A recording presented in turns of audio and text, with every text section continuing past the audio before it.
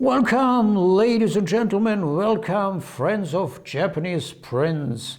I'm Dieter, and I'm the owner of the Artelino company, and my little company sells Japanese prints in weekly online auctions.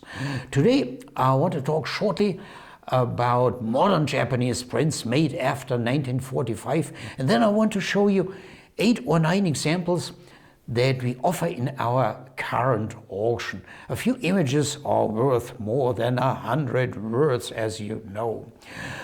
Well, what's so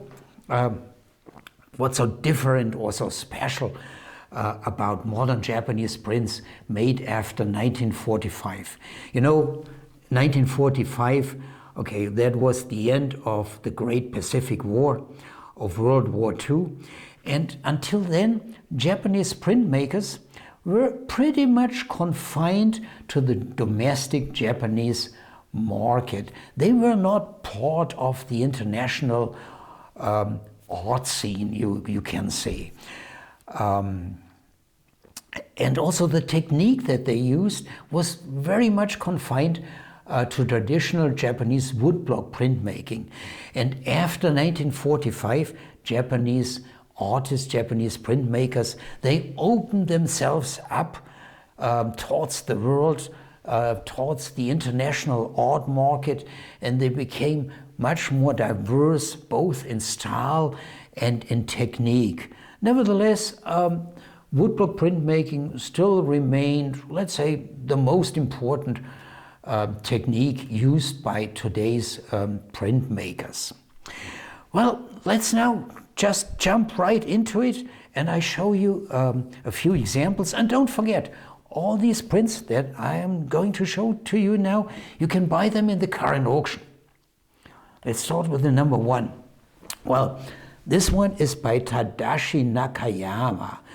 Tadashi Nakayama, he passed away already. He used woodblock printmaking, and he usually produced large prints for which he had to use a large number of blocks. So his technical level was very, very high, and the style is a mixture of old ukiyo-e and Western art movements that he discovered during his studies in Europe. Well, for instance, old Italian Renaissance art or Persian art or also Turkish art. And the favorite subjects, horses or young girls, usually with blonde hair. And this is such an example of a horse. Very intricate and very rare, fantastic woodblock prints by Tadashi Nakayama. So let's jump to the next one. This is by Sadao Watanabe. Sadao Watanabe are Japanese. The technique that he uses is called kapatsuri in Japanese, and it's a kind of stencil printmaking. And Sadao Watanabe is a Christian, a little bit unusual in Japan. I think only 2 or 3% of Japanese are Christians.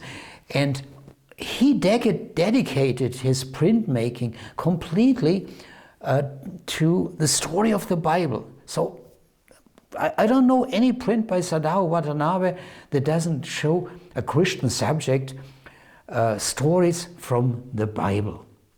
Next one. This is by an American who has now lived for decades in Kyoto in Japan, by Daniel Kelly. Daniel Kelly is a painter and printmaker. He often makes large paintings, large objects, and he learned woodblock printmaking from Tokoriki Tomikichiro, and I think later also from Toshi Yoshida. And his prints, he uses woodblock prints, but he uses a different basis. He doesn't use normal paper, he imports paper from Nepal and from the Philippines and other countries and turns it into a mesh so that the basis is nearly a stiff cardboard, but it's actually a woodblock print. And this is such an example. I think it's called First Snow or something like that. This is by Ryo Tanaka. Ryo Tanaka passed away, unfortunately, in 2019. And Ryo Tanaka is the uncontested Japanese master of etching.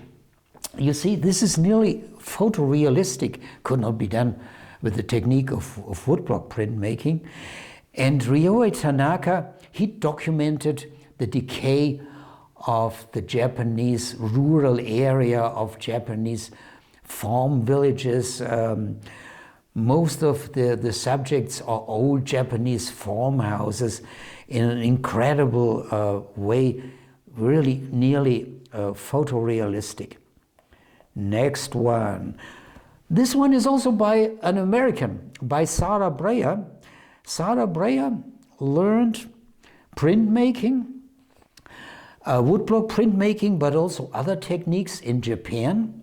And Sadao Brehm, well, she has a residence in Kyoto, and she has a residence in New York, and she uses all kind of styles. She's extremely diverse in her styles and also in her techniques. And this one is a carborundum. You may never have heard about that.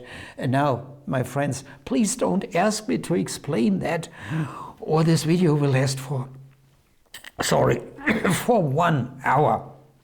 So let's skip to the next one. Next one by Yuji Hiratsuka. Yuji Hiratsuka was born in Japan, but moved permanently to the US in 1985, and he works as a professor in Portland at Oregon State University, and he works in a technique called shinkolei. Shinkolei mixed with etching. He developed that technique himself, and he's also one of my favorite artists. I explained this design in another video that we produced today that we titled 4 Masterworks by Yuji Hiratsuka, and this is one of them. Take a look at that video. It's interesting. So, next one. This is by Shufu Miyamoto, technique woodblock print. Shufu Miyamoto, subject are landscapes, and he uses very soft colors, so beautiful, beautiful like this one. Next one, my friends. Osamu Tsujiyama, also one of my favorite artists. Yeah. Osamu Tsujiyama learned woodblock printmaking from Toshi Yoshida. And Osamu Tsujiyama is a passionate hiker and mountaineer and woodblock printmaker.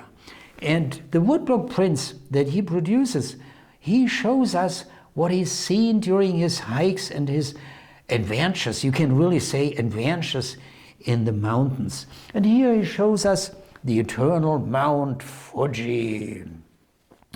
So we've arrived at the last one. This is by Ryo Morimura. Ryo Morimura, woodblock print, limited edition. And Ryo Morimura uses rather a little bit geometrical shapes. He's very popular in the market. We could sell many more by him. The only thing I'm pity about is we get very few consignments of art prints by Ryo Morimura. I wish I had more. Okay, but what can you do? Well, this was it. All the prints that I just showed to you, that I presented, they are offered in our current auction of Japanese prints with roughly, I think, 170 lots. It's the auction 1678.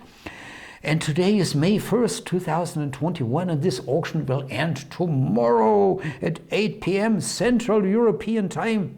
That is 6 hours ahead of US East Coast, you guys in the US, in Boston, New York, and Maryland, and wherever. So don't miss this auction. And I would be pleased to see you for our next video. Goodbye, my friends.